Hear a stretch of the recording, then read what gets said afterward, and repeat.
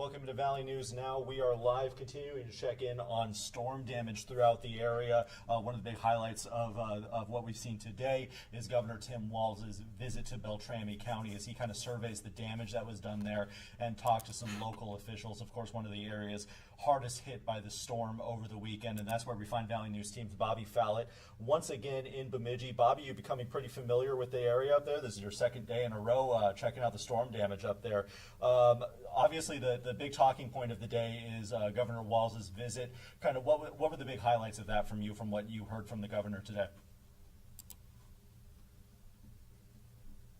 Yeah, Devin, well, some of the big highlights that we heard were just the one thing that the governor was very impressed with was actually just, the quick response of those neighbors just coming together, working to help one another out, whether it be coming down and, cutting some trees, cutting some branches, or just providing some type of food, some type of water, some type of assistance that almost every single person in Beltrami County in the city of Bemidji definitely needs right now. Now, joining him were other state senators, people with disaster assessments.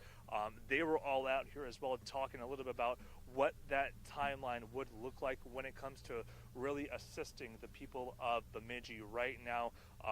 They are going to be doing some preliminary assessments early next week right now. First, what has to happen, and what's going to probably happen all week, Devin, is all of these trees, and this is just one site right here. This is actually the Peffer house, Lois Peffer. She allowed us to be on her property. Right here where you kind of see a little bit of a lawnmower, that was in a garage, Devin, and that garage is no longer right there. It's actually in the back there where you see all of that metal, all of that wood. That is exactly where it was there, and now it's over there. So a lot of assessments still need to be taking place. We can expect that to happen early next week, but obviously, Devin, so many trees just out here in this part of Bemidji that just need to be chopped down and at least put on the side of the road so that city crews can go and pick up just all of these branches. That's pretty remarkable of a visual back there, Bobby. You were up in Bemidji yesterday, you're back there today. Where does this rank as far as the damage that you've seen so far? This looks like a pretty hard-hit area in a long list of hard-hit areas that we've seen up there. How bad is this particular neighborhood or this area of the town? Right now, just from where we have gone over the past 48 hours, I would say that this is probably the worst, Devin. Just from the then again, there are so many trees out here, and almost every single one of them has some type of damage, some type of devastation. So the more trees that are down, the more that I would say it reaches that threshold of being number one. But also, it's not just necessarily all the trees right now. Kind of looking over here, this is the Peffer house right here. Actually, one of the men that is walking into the home right there, that is her son. He came all the way from New Mexico when he heard that, her home had been hit. And just looking at it right now, they actually have the tarp right now of the garage. That the home looks fine right now, but when Lois was kind enough to kind of take us in there and look, you just walk in, you look up, there is a giant, a massive hole from trees that just fell on top of the garage, and more than likely it was that one right there that's right to the left of it. She told us that she was one of her sons, that was her other son that was living at the time, around 1 a.m. He let her know exactly what was happening, and then she tried to make her way back here as soon as possible. But that is also a little bit a tiny theme that we realized when we were talking to some neighbors, is that some of the people, while they did come here, they see all of this devastation. Some of their homes have been hit.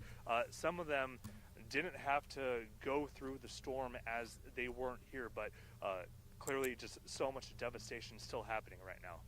Just cleanup from this devastation, I should say. Bobby, what was the overall mood kind of like, as these local officials got to chat with the governor for really the first time since his, this was his first visit to the area since these storms hit. Kind of what was the overall mood like in these conversations that you saw with the governor, just kind of from your perspective? What's the mood like in Bemidji right now? Because obviously it would be easy for things not to be too great right now, especially in the wake of all the damage that this storm has caused. Right.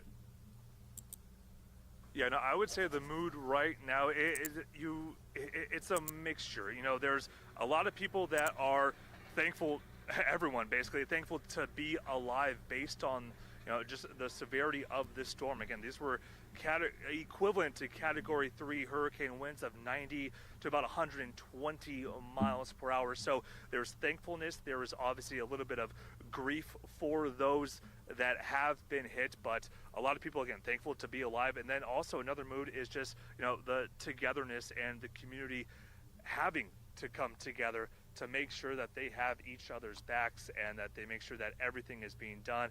And just also talking with some of the city leaders that were there. The mayor of Bemidji was there talking about, right now they are just going to be cleanup is still obviously a priority, then those assessments, and then getting that funding for some type of assistance. The mood there during that, when it came to that, wasn't necessarily a matter of if they're going to be able to get some type of funding. It's going to be a matter of when and just how much of funding that they're going to be getting. Devin, obviously they have so much assessments to do to figure out if they're going to be able to get federal assistance. If not, Governor Tim Walz was saying that there is a little bit of money in the state. I think he was actually mentioning around 24 million or so, that if all of that was needed, they could possibly be putting that into this area, into Beltrami County and all of the areas that have been impacted by this past weekend storm. But a lot of, I think there also another word would be hopefulness. I mean, especially the fact that no one got hurt, no one got killed, everyone thankful to be alive. There's that gives a lot of people hope when it comes to being able to rebuild and clean up. Bobby, thank you very much for making some time for me. I'll let you go ahead and get back to work here, and then I know you and Ethan Kramer are both up there. You got a long trip back here, so I'll let you get back to it. Thank you very much for making some time for us, Bobby, and for filing this report. Bobby, we'll go ahead and let you go. Thank you so much. Now, one thing that we do have for you is on our website right now, valleynewslive.com. We do have the full statement from Governor Walz from up in Bemidji just a little bit ago that Bobby and Ethan sent back our way. So again, you can view that full statement for yourself on our website right now, valleynewslive.com. You can find the link to it on our Facebook page if you're already here to watch this Facebook Live. Thank you very much for making some time for us. We're going to keep updating you throughout the storm cleanup efforts here in the areas that have been affected. We made another trip out to Enderlin today to check in on some updates there all throughout our part of the state and over in Minnesota. Cleanup continues. The damage that these storms cause, we're going to be feeling the effects of that one for a long time. So thank you all for joining us now on this Valley News Now update. We're going to keep you updated as these cleanup efforts continue. For now, be sure to download our Valley News Live news app, our weather app, especially with these storms and the aftermath there. Lisa Green's been doing an incredible job of keeping us updated on the cleanup efforts and the damage reports throughout there. So the Valley News Live news and weather apps, crucial for right now. We're going to have updates for you on our Valley News Live Facebook page and on our website, valleynewslive.com. But for now, this is Devin Fry with Valley News Live.